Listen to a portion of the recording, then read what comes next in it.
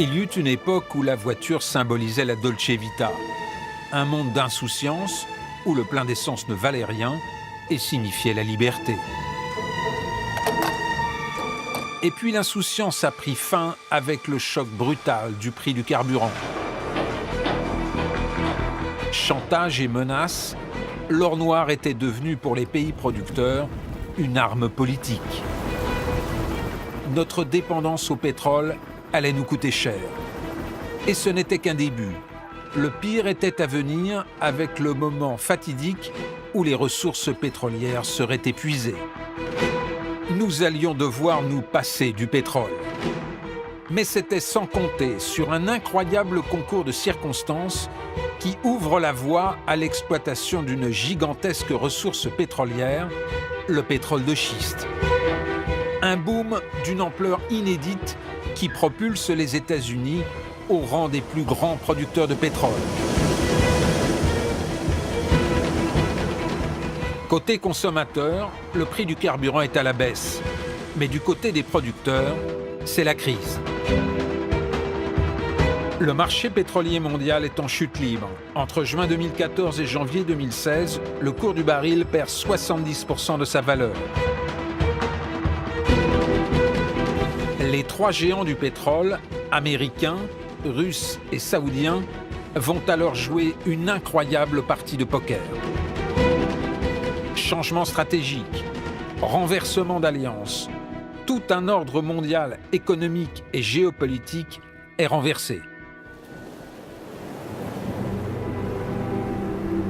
Pendant ce temps, la transition énergétique est en marche. Le pétrole règne encore en maître, mais n'appartient-il pas déjà à l'économie d'hier ?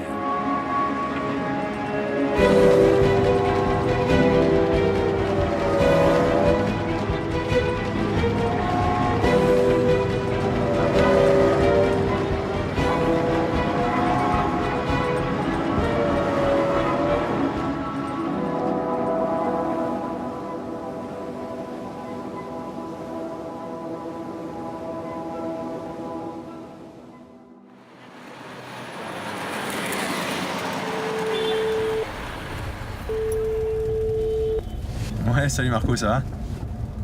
Alexandre Andlauer est un analyste du marché pétrolier. Il y a Kepler qui a sorti les chiffres comme quoi les exportations en Arabie Saoudite ont un peu monté et que le Venezuela continue de baisser. Donc je pense que c'est ça qui a aussi un peu joué. Ouais, à peu près 100 000 barils par mois. Donc je pense que c'est ça qui soutient pour l'instant. En septembre 2012, il commence tout juste sa carrière et publie une étude choc, la chute prochaine du cours du baril de pétrole. Une analyse à contre-courant dans le milieu des experts. En 2012, le prix du pétrole était à $100. Tout le monde pensait qu'il n'y avait qu'une direction, c'était à la hausse, et qu'on allait plutôt à $200 qu'à 50. C'était très compliqué de dire que les prix du pétrole allaient chuter, on me prenait pour un fou. Merci beaucoup, monsieur. Au revoir. En janvier 2014, le scénario à contre-courant d'Alexandre Andlauer commence à intéresser la presse.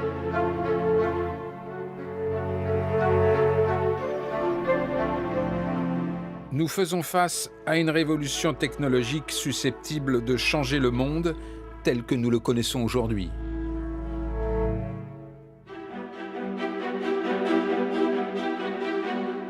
L'or noir et l'Amérique, un véritable roman du XXe siècle. Le pays regorge de pétrole et en exporte. La révolution industrielle est en marche, les États-Unis deviennent la plus grande puissance du monde. Mais pour faire tourner le rêve américain, il va falloir trouver de nouvelles sources d'approvisionnement. One of the most colorful visits to the presidential cruiser was that of the ruler of Saudi Arabia, King Ibn Saud. Dès la fin de la Seconde Guerre mondiale, Américains et Saoudiens se retrouvent sur le cuirassé Quincy pour parler pétrole.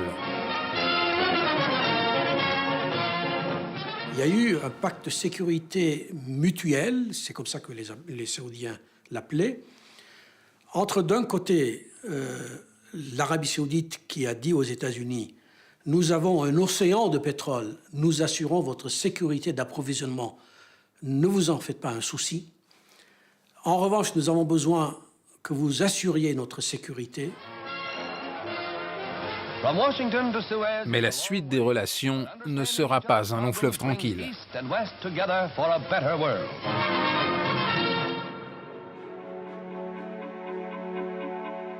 En 1960, l'annonce fait l'effet d'une bombe. Les exportateurs du Moyen-Orient et le Venezuela se regroupent en cartel pour défendre leurs intérêts et peser sur les prix. L'OPEP, l'Organisation des pays exportateurs de pétrole, est née et elle entend dicter sa loi. Son premier grand coup, l'OPEP le frappe en 1973. Nous sommes au lendemain de la guerre israélo-arabe du Kippour. 5 pays producteurs de pétrole décrètent un embargo sur les pays alliés d'Israël et multiplient le prix du pétrole par 4. Le baril passe à $11, c'est le premier choc pétrolier. Les Américains, inquiets pour leur approvisionnement, vont cesser leurs exportations de pétrole. Cette fois, c'en est fini de ce monde d'insouciance où le plein ne valait rien. Le pétrole est devenu une arme politique.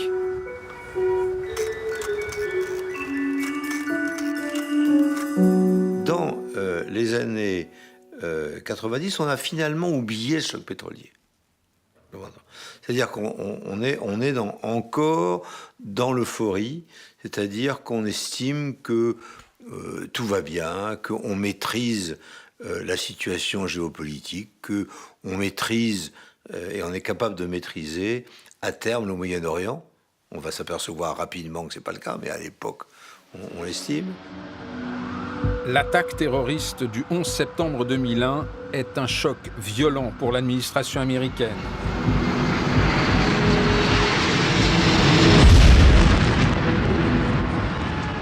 « 15 des 19 pirates de l'air sont de nationalité saoudienne. » Après le 11 septembre, on a vu que le lien préférentiel entre l'Arabie saoudite et les États-Unis commençait à se déliter un petit peu.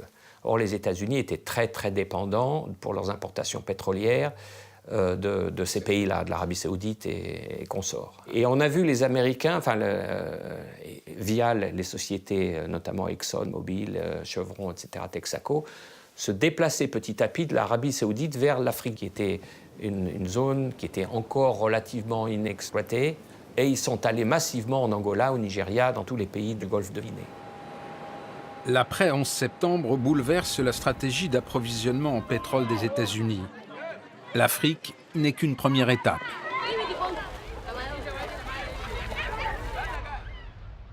Saddam Hussein and his sons must leave Iraq within 48 hours. L'Irak détient presque 10% des réserves pétrolières mondiales. Ce sera la deuxième étape de cette nouvelle stratégie pour s'affranchir de l'Arabie saoudite. In any conflict, your fate will depend on your actions. Do not destroy oil wells, a source of wealth that belongs to the Iraqi people. Ce sont bien les champs pétroliers qui intéressent les Américains. Les armes de destruction massive que détiendrait Saddam Hussein serviront de prétexte. À cette époque, le cours du baril affiche $30.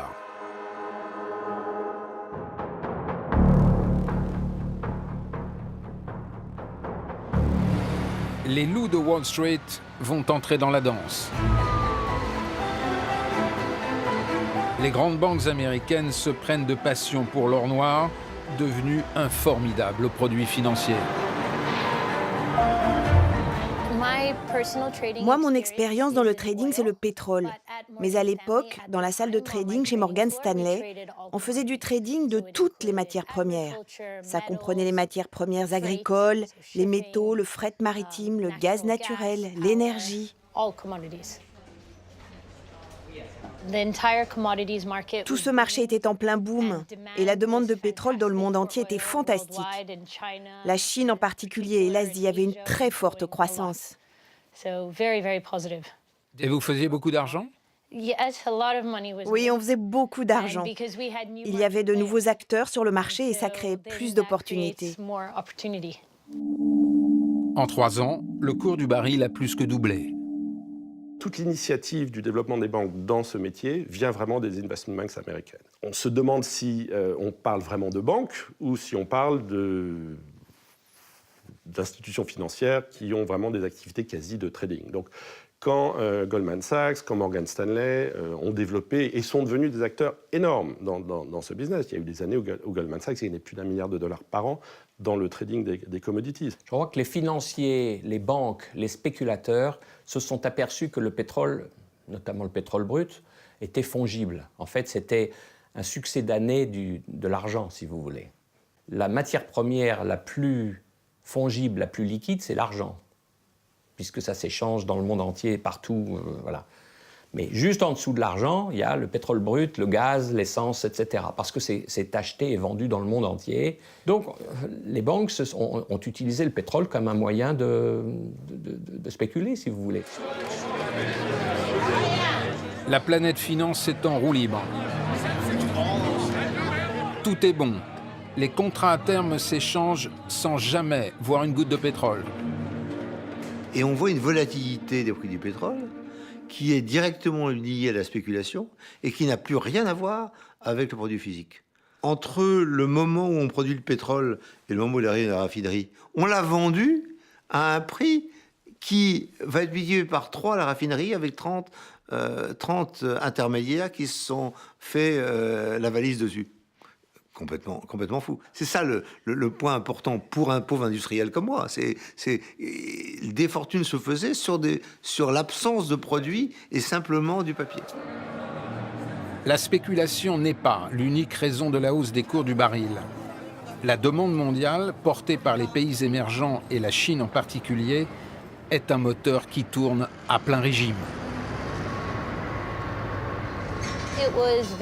C'était vraiment très excitant parce que c'était un nouveau monde. L'Asie était en plein développement et c'était le monde entier qui était en croissance. C'était merveilleux.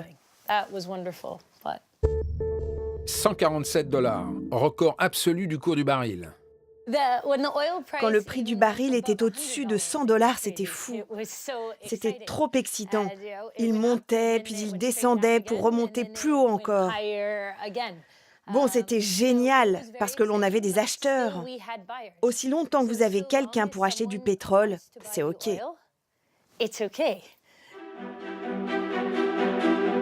Un incroyable projet va naître dans la tête des ingénieurs et des businessmen américains.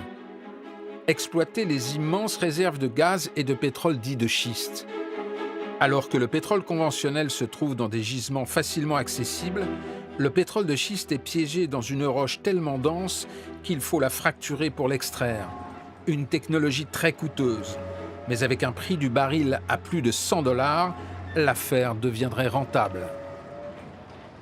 Au moment où commence le travail sur le gaz et le pétrole dit de schiste non conventionnel, on s'aperçoit que les États-Unis, qui ont été les exportateurs de pétrole pendant les premières années, qui sont devenus importateurs, d'où les accords avec les pays du Golfe, sont en train de se dire « et si jamais ça marche, est-ce qu'on pourrait se libérer définitivement de tous ces pays moyen-orientaux qui nous emmerdent ?»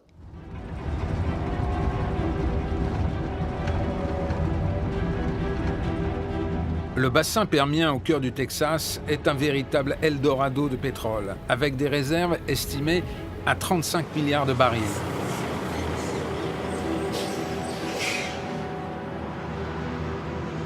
Depuis 1923, avec la découverte des premiers gisements, Midland, la ville d'origine de George Bush, vit au rythme des cours du brut.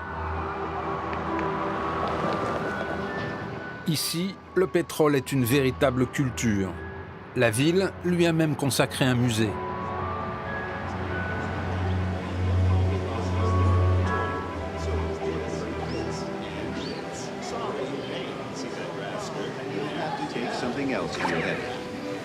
Hey, Susie, want to use your new makeup for your date tonight? Nope, can't use that.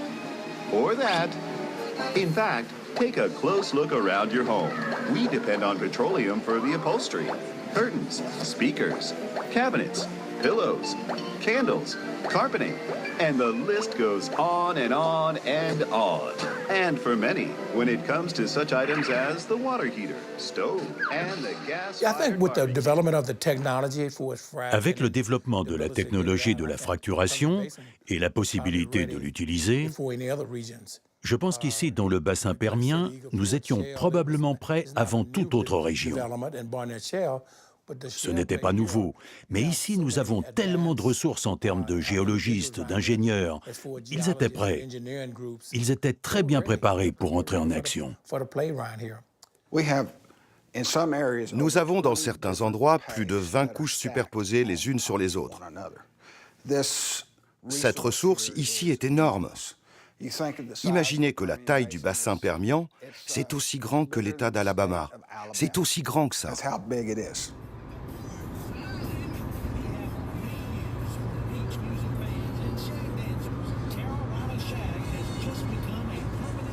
C'est ici qu'Alexandre Handlower est venu en 2014. La révolution du pétrole de schiste était à son apogée. C'était en plein boom, c'est la première partie de l'année, le baril était à $100. Des appareils de forage partout, beaucoup de circulation, une euphorie, un boom immobilier. Il y avait un réel ruée vers l'or noir. Et ce qu'on n'a pas compris de cette nouvelle industrie, parce qu'elle est structurellement totalement différente. Avec 5 millions de dollars, vous pouvez extraire du pétrole en 3 à 6 mois. Alors que dans le reste du monde, il faut plusieurs centaines de millions et un délai qui est beaucoup plus long, qui varie entre 2 et 4 ans. Donc voir que tous ces acteurs-là peuvent travailler aussi vite et avec si peu d'argent, oui, ça a été surprenant.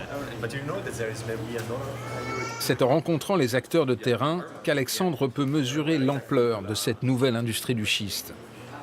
John Hollingsworth est venu du Mississippi pour devenir ce que l'on appelle ici un all worker. Et vous faites combien d'heures par semaine? C'est quoi l'emploi du temps d'un fraqueur? Pour nous, je pense que nous faisons facilement 17 heures par jour.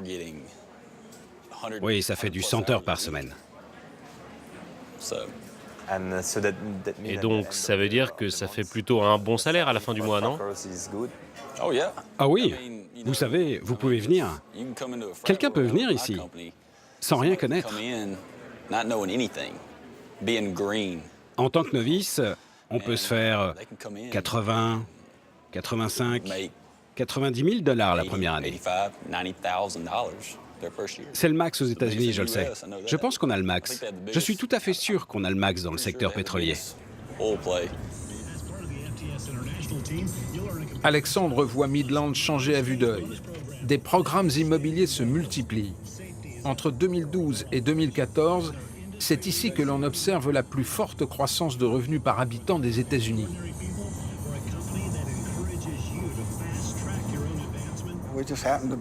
Nous vivons juste au bon endroit. C'est la meilleure place du monde. Mais la plus importante ressource que nous avons ici, ce sont les hommes. Ce sont eux qui font que c'est un endroit merveilleux.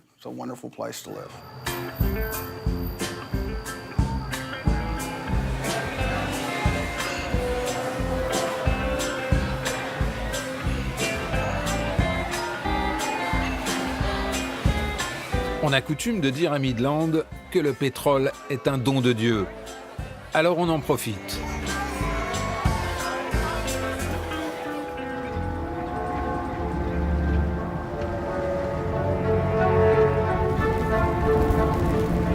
La nouvelle manne du pétrole de schiste va permettre aux Américains de réduire leurs importations. Une demande mondiale en berne et l'offre sur le marché devient surabondante. 400 millions de barils ne trouvent pas preneur. La crise de 2014, elle n'a pas été déclenchée par les Américains, elle a été déclenchée par les Saoudiens. On rejoint, on va dire, des questions d'ordre politique, qui étaient, voilà, les États-Unis, alliés de très longue date de la monarchie saoudienne, avait toujours un entendement avec les Saoudiens sur le fait que les Saoudiens allaient ouvrir ou fermer le robinet pétrolier, le leur, pour réguler les forces du marché. Les Saoudiens n'ont pas l'intention de fermer le robinet, mais de continuer d'inonder le marché pour que le cours s'effondre. Le pari, c'est qu'en dessous de 70 $ le baril, les schistes américains ne tiendront pas. Le cours du baril commence sa chute. L'effondrement des cours du pétrole a enfin un impact sur le prix de notre essence. Alors un impact très limité en France, on le sait, du fait des taxes. Mais dans le reste du monde, et en particulier aux États-Unis, c'est la fête. L'OPEP doit prendre des décisions sur sa production, car pour les pays producteurs, cette baisse est tout simplement une catastrophe.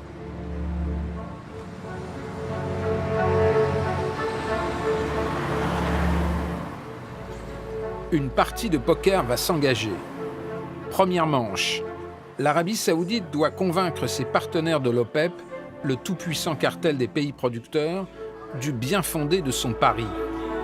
C'est-à-dire ne pas chercher à faire remonter le cours du baril.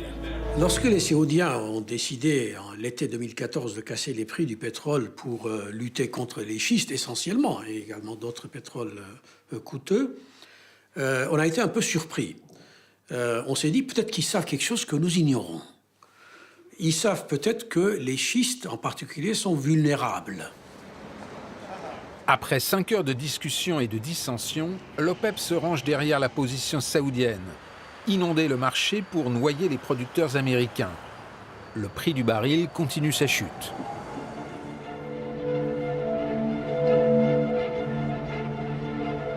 La Russie, deuxième plus gros exportateur de pétrole derrière l'Arabie saoudite, observe la partie. Elle n'est pas membre de l'OPEP et affiche un sourire entendu sur la révolution du schiste aux États-Unis. Je peux vous dire que la technologie et le développement du pétrole et du gaz de schiste a été mis au point dans le laboratoire de la compagnie Schlumberger, qui est situé dans la ville de Novosibirsk. L'utilisation active de cette technologie et la sélection de ses composants ont effectivement eu lieu sur le territoire russe. C'est étonnant de voir à quelle vitesse la technologie a été introduite. Mais cette situation était prévisible, car les réserves d'hydrocarbures aux États-Unis et au Canada sont importantes. Contrairement aux États-Unis, la Russie n'exploite pas son pétrole de schiste. Mais si la révolution du schiste américain n'est pas une surprise à Moscou, l'effondrement des cours en est une.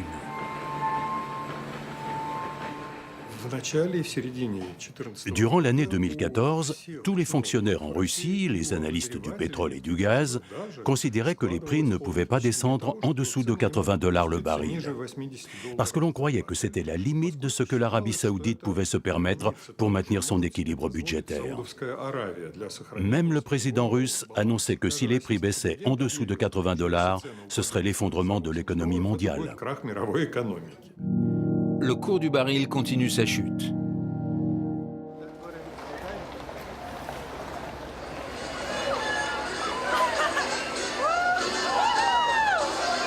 Derrière l'insouciance des fêtes de fin d'année, la Russie s'inquiète.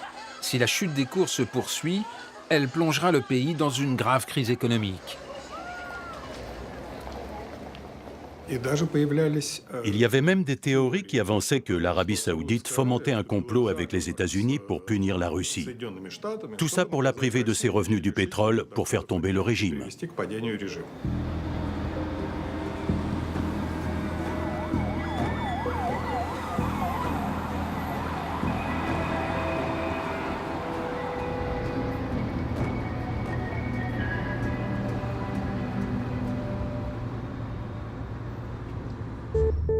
La chute n'est pas terminée.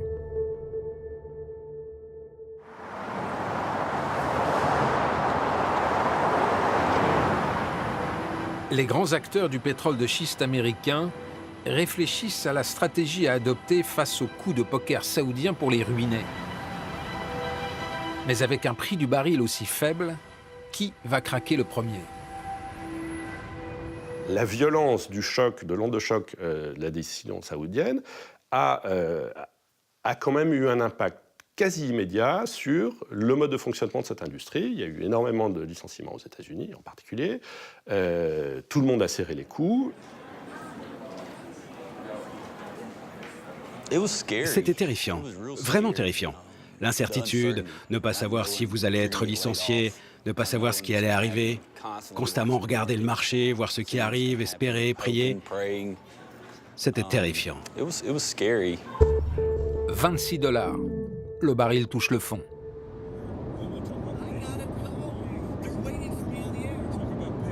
À 26 $, c'est la forte crise.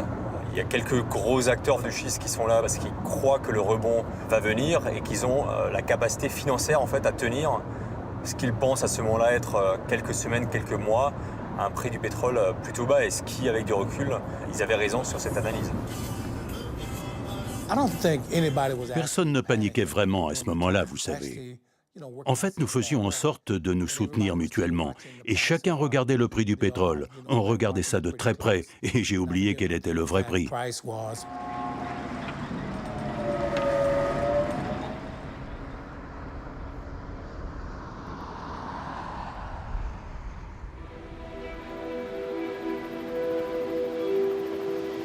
Aucun pays producteur de pétrole n'est épargné par la crise. Mais du côté de la mer du Nord, la Norvège se démarque. Le plus gros producteur d'Europe de l'Ouest regarde de loin la partie de poker en cours et préfère anticiper sur le futur. Pendant de nombreuses années, la Norvège a eu de gros revenus grâce à la production de pétrole et de gaz que nous avons exportés sur les marchés autour de nous. Mais avant que cette crise nous touche, notre gouvernement avait bien dit qu'il était nécessaire d'adapter l'économie norvégienne, de diversifier pour être plus solide. Tout simplement parce que ça nous rend vulnérables qu'une si grosse partie de notre croissance soit concentrée dans un domaine.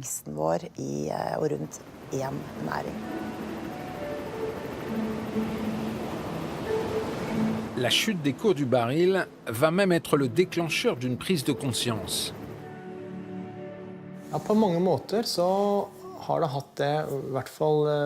Jusqu'à un certain degré, ça a eu un effet positif. En tout cas ici en Norvège. Mais aussi par rapport à la discussion sur le réchauffement climatique en général. Car les compagnies pétrolières ont ensuite été moins agressives dans les nouveaux domaines d'exploitation. Et aussi parce qu'un plus grand nombre de gens et de personnalités politiques ont compris qu'on ne pouvait finalement peut-être pas faire confiance aux pronostics des compagnies pétrolières quant à l'accroissement infini des bénéfices, quels que soient les projets fous qu'on souhaite entreprendre. Donc ça a créé une nouvelle dynamique.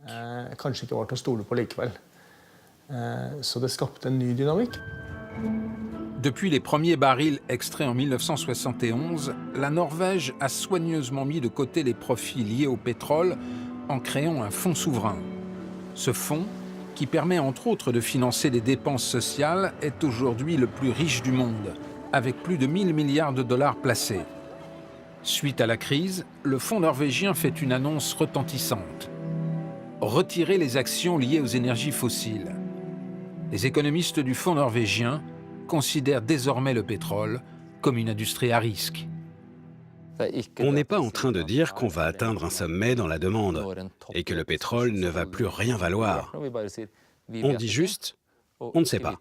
Le prix du pétrole peut monter dans l'avenir, mais il peut aussi baisser. Maintenant, on lance une stratégie pour nous préparer au futur, quel qu'il soit. Signe des temps, la compagnie pétrolière norvégienne Statoil a décidé de se rebaptiser Equinor. Retirer de son nom le mot « oil » reflète les inquiétudes croissantes sur la place qu'occupe le pétrole en Norvège. Depuis plusieurs années, on a envisagé dans nos pronostics et nos scénarios la probabilité qu'on atteigne un sommet dans la demande et donc aussi dans la production de pétrole aux alentours de 2030. Mais c'est très incertain. Et pour cela, on pense que les énergies renouvelables ont un rôle à jouer, quel que soit notre avenir.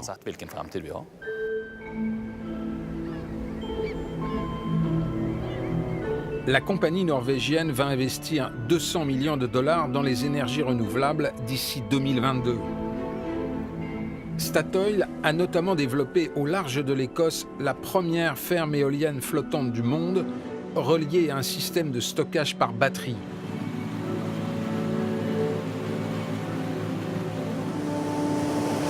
Mais la Norvège n'en a pas fini avec le pétrole.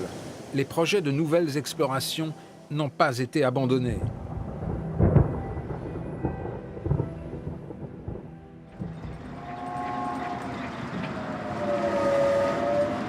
Alors que le marché pétrolier s'enfonce encore un peu plus dans la crise, l'enjeu climatique s'impose dans le débat public mondial. Je regarde la salle, je n'entends pas d'objection. L'accord de Paris pour le climat est accepté.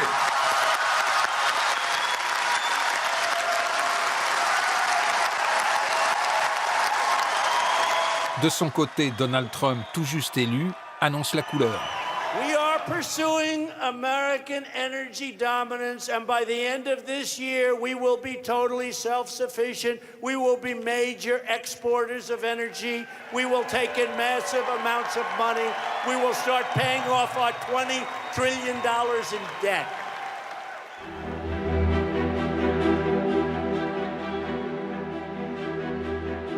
Les Américains ont tenu le coup et surmonté la crise. Cette étonnante résilience de l'industrie du schiste aux États-Unis surprend tous les acteurs du marché. Allen Gilmer est la tête pensante du pétrole de schiste au Texas.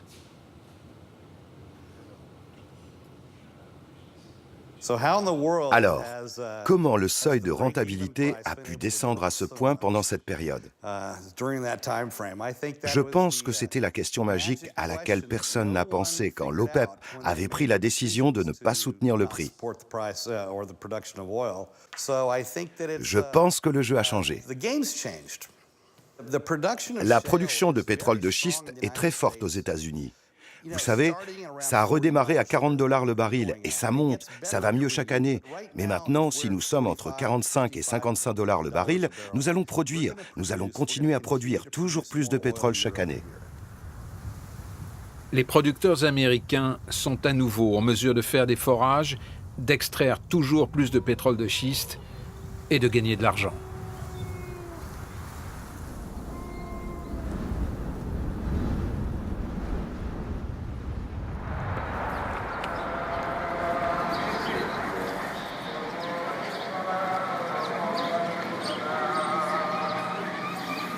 L'Arabie saoudite a sous-estimé le pétrole de schiste américain. Conscient qu'il est en train de perdre la main, le Royaume opère un changement stratégique. Au ministère de l'Énergie, l'homme de l'ombre, celui qui conseille le ministre du Pétrole, s'appelle Ibrahim Al-Mouhana.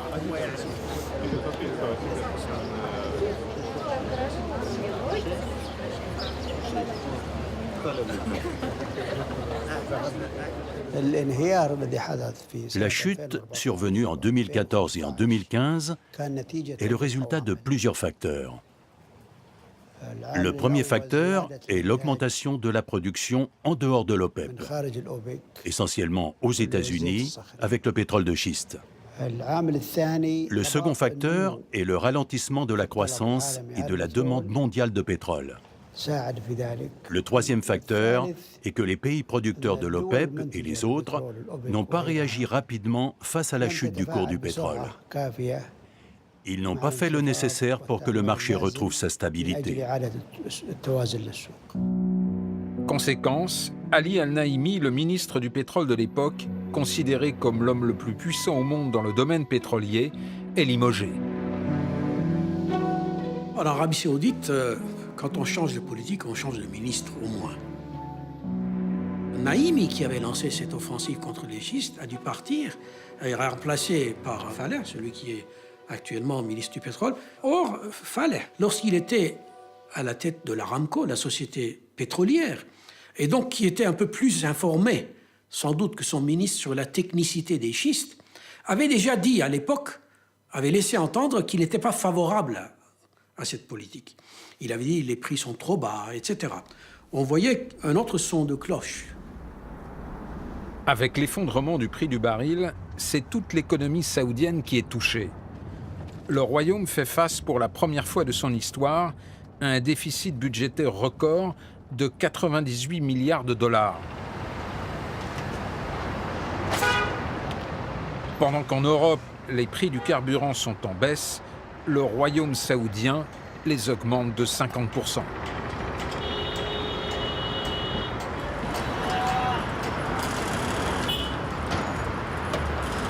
Les affaires sont désormais aux mains du prince héritier Mohammed Ben Salman, qui affiche sa volonté de moderniser le royaume. Le plan Vision 2030 doit propulser le pays dans le nouveau monde, celui de l'après-pétrole. الكتاب والسنة ثم البترول. هذه خطيرة جدا. احنا صار عندنا حالة إدمان.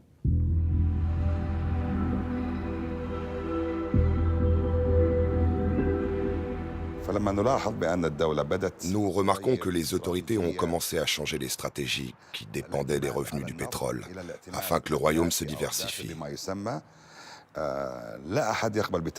Mais personne n'accepte le changement, ou de sortir de ce que l'on appelle la dépendance au pétrole.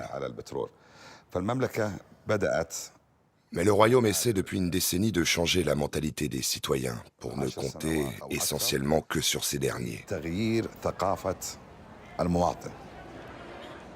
Mais la majorité de la population n'en est pas encore consciente.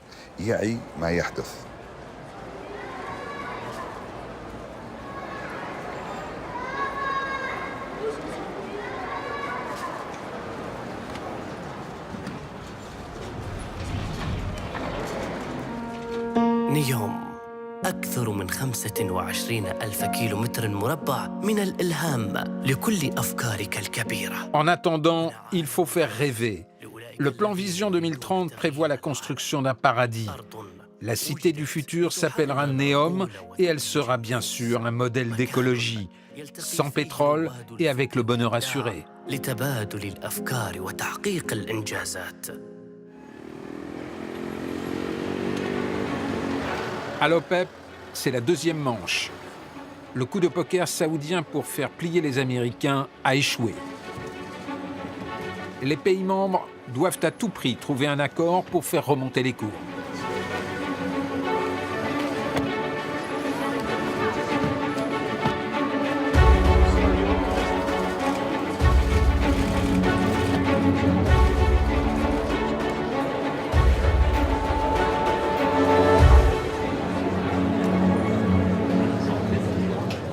L'Algérie a joué les bons offices, notamment entre les ennemis jurés saoudiens et iraniens. Bon, c'est du formalisme, c'est de la rédaction, il n'y a aucune question de principe.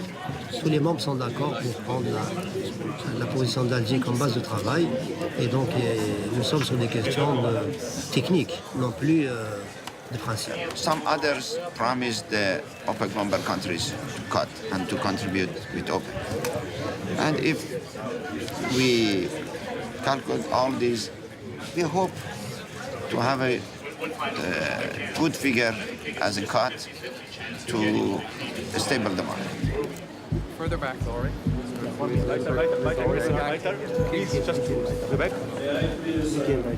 L'OPEP joue gros. Il en va de sa crédibilité.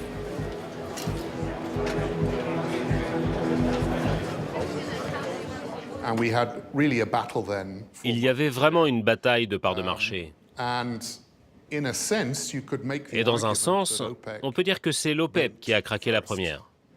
Parce que quelque part, on aurait pu considérer qu'il aurait été préférable de laisser les prix bas plus longtemps pour faire pression sur le pétrole non OPEP et sur le schiste en particulier. Mais finalement, ce sont les pressions financières qui étaient trop grandes pour eux.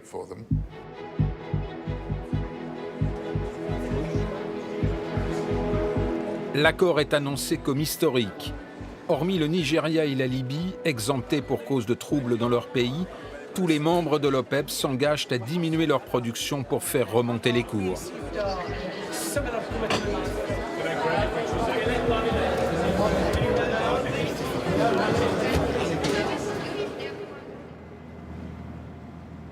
Entre-temps, les Américains sont redevenus des exportateurs de pétrole et les baisses de production décidées par l'OPEP leur offrent des opportunités pour gagner des parts de marché. La partie va continuer.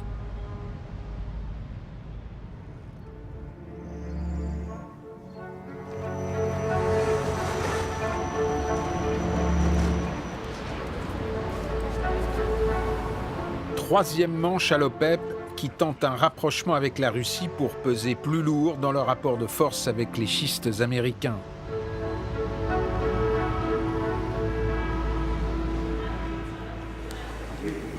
Alexander Novak, le ministre russe de l'énergie, a fait le déplacement.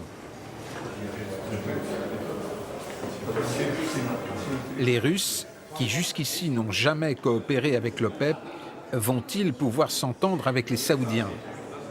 De plus, la Russie est l'allié de l'Iran et donc l'ennemi de l'Arabie saoudite sur le terrain de la Syrie. L'imbroglio géopolitique est à son comble.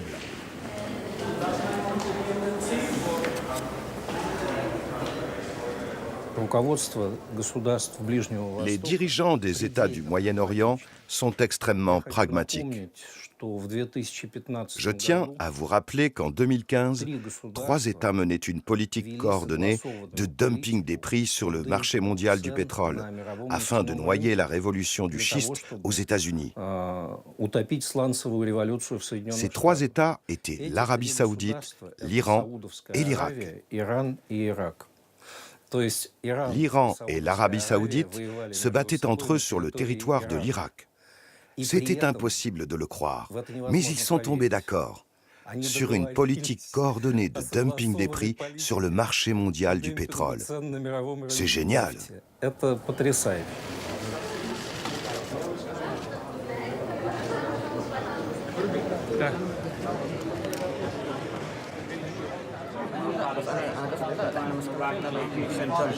We are in a more powerful position. We think it is a period that will have more and more stability in the market.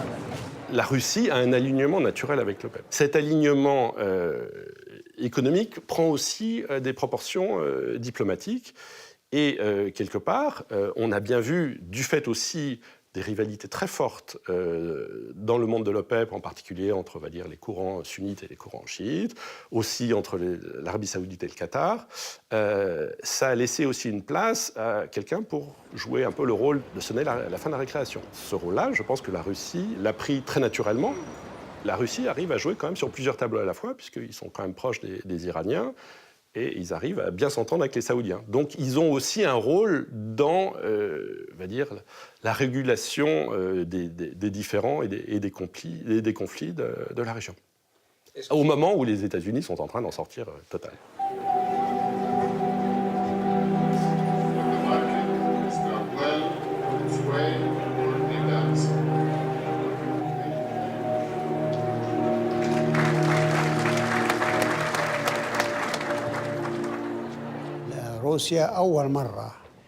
La Russie a rejoint pour la première fois l'accord de l'OPEP pour assurer l'équilibre des marchés et des exportations. Et c'est une grande première. Nous prévoyons que ces bonnes relations entre l'Arabie saoudite et la Russie, et entre l'OPEP et la Russie, continuent. Et avec d'autres pays, comme le Kazakhstan, l'Azerbaïdjan et le Sultanat d'Oman.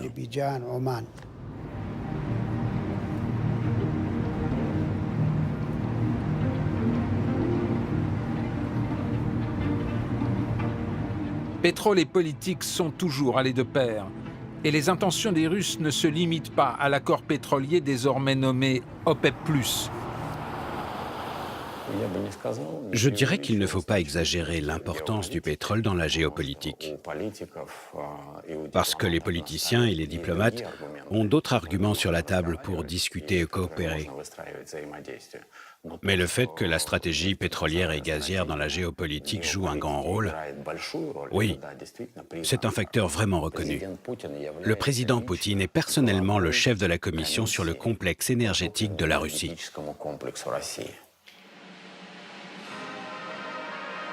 La crise pétrolière a recomposé le paysage géopolitique et les renversements d'alliances sont spectaculaires. En 1945, le pétrole avait fait se rencontrer le roi Ibn Saoud et le président Roosevelt. Cette fois, le roi Salman d'Arabie saoudite se déplace en personne pour rencontrer le président Poutine. En Russie, il y a des forces qui soutiennent la participation dans l'accord OPEP+, et en premier lieu, ce sont le gouvernement de la Russie et son président. Et puis en Russie, il y a des forces qui sont catégoriquement contre l'accord OPEP+. Ce sont nos sociétés pétrolières et gazières, car elles ont un énorme potentiel pour augmenter la production. Mais notre État est actuellement contrôlé par le président et le gouvernement, donc les entreprises ne peuvent rien faire et ne pourront rien faire.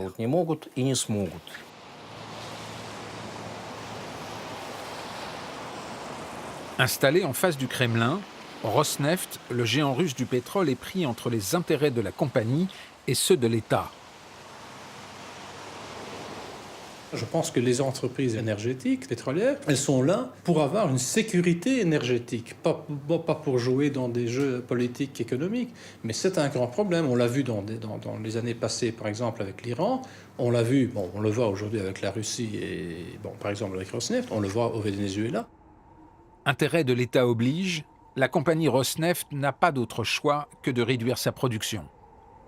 C'est clair qu'on travaille donc sur l'idée qu'on va en effet faire les cuts si tout le monde les fait et si on voit le résultat dans le prix. Est-ce qu'on a une stabilité aujourd'hui du marché? Je dirais non. Est-ce que tout le monde pense que le marché va être stable, qu'on ne va pas voir de la volatilité en 2018? Ben non. Et c'est clair, il y a des soupçons dans le marché.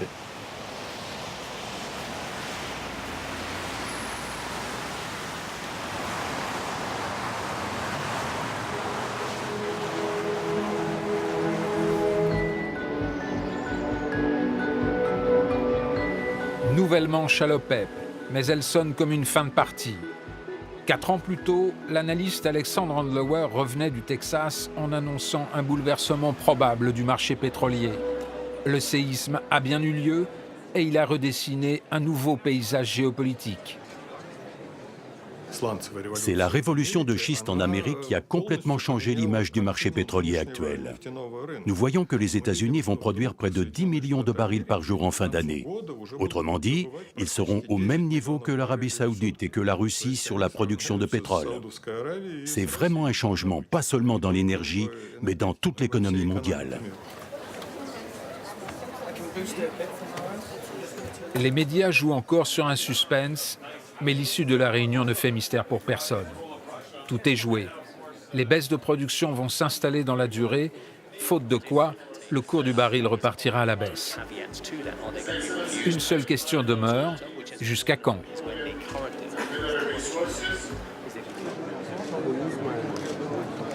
The reality is that we need as many producers, influential producers, as possible. The days of OPEC alone being able to take the load of swinging supply to fix imbalances are over.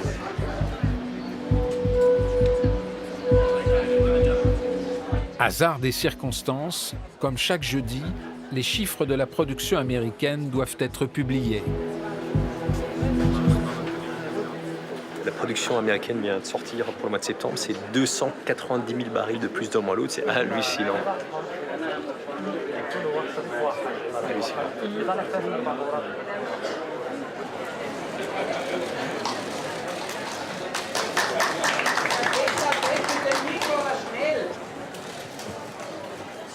I am pleased to announce that the decision has been unanimous.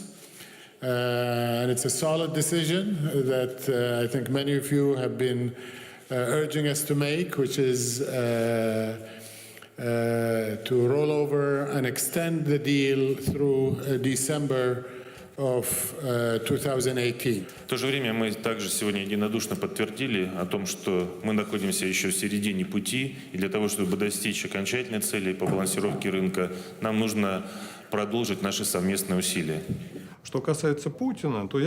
Je me souviens comment Poutine a écouté le rapport du ministre de l'Énergie, Alexander Novak, lorsqu'ils sont parvenus à un accord avec l'OPEP. Le président a souri à la caméra et il a dit « Novak avait déjà l'accord de tout le monde ». Les déclarations de Novak l'ont fait rire.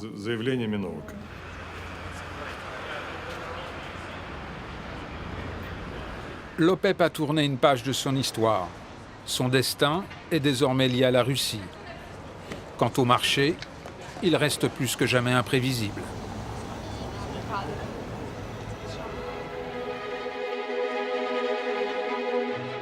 Le pétrole, cette énergie fossile qui a façonné le monde depuis la révolution industrielle, règne encore en maître. Mais pour combien de temps ? On ne sait pas comment la demande en énergie, au sens large, va évoluer dans les années à venir, en tout cas à l'horizon de 20 ans, et est-ce que vraiment cette dépendance au pétrole n'est pas en train d'être fondamentalement remise en question, quoi, comme dit M. Trump.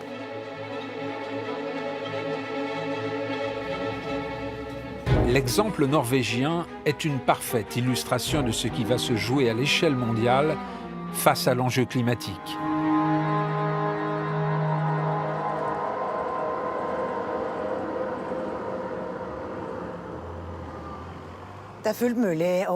C'est absolument possible d'imaginer que la Norvège continue à être un important fournisseur de pétrole et de gaz, tout en nous évertuant à atteindre l'objectif des 2%.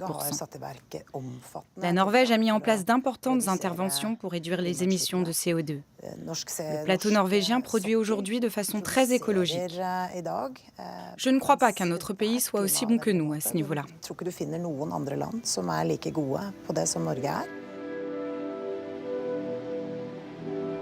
Il n'y a aucun doute que la Norvège restera un pays très riche, même si on arrêtait la production de pétrole demain. En même temps, la valeur de ce qui reste encore dans les réserves de pétrole et de gaz est énorme. Aucune autre industrie en Norvège ne pourra jamais générer autant de valeur pour la société que le pétrole. L'argent qu'on a gagné du pétrole et du gaz, ça nous a permis d'améliorer les écoles, les hôpitaux, les routes, les maisons de retraite. Donc le débat, soit on exploite de nouveaux gisements, soit on laisse le pétrole dans le sous-sol pour préserver le climat mondial, doit reposer d'une façon ou d'une autre sur la question suivante. Si on ne touche pas au pétrole, est-ce que ça aura un effet sur le climat global ?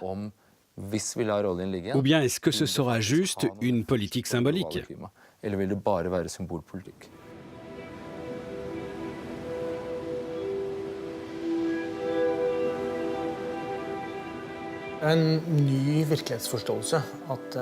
C'est une nouvelle façon d'appréhender la réalité, de réaliser qu'on a trop de pétrole et trop d'énergie fossile, et non pas trop peu. Et ce challenge fait que l'humanité est obligée de poser elle-même les limites.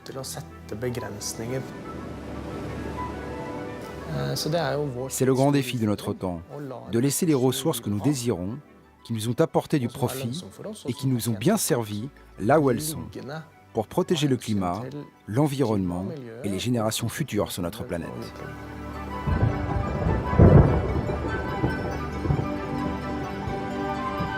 Les géants du pétrole ont repris la partie sous le regard d'un nouveau maître du jeu. La Chine est aujourd'hui le plus grand investisseur pétrolier à travers le monde, mais elle est aussi devenue le leader incontesté de la création d'énergie renouvelable.